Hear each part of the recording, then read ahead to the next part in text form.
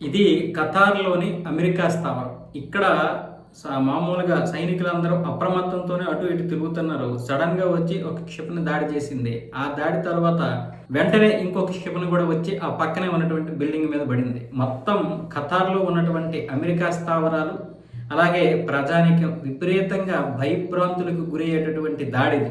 దీన్ని ఇప్పుడు అయాతుల్లా అలీ రజా అయితే తన యొక్క ఎక్స్ ఖాతాలను పెట్టడం జరిగింది. మేము చేసినటువంటి దాడికి శత్రువులు కకావికలమైపోతున్నారన్న విధంగా మాట్లాడుతున్నాడు ఆయన.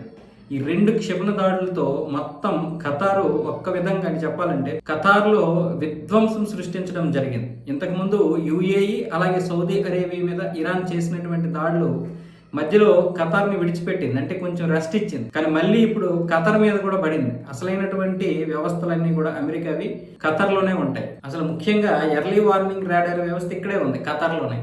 దాన్ని కూడా ఇరాన్ మొదట నాశనం చేసేసింది.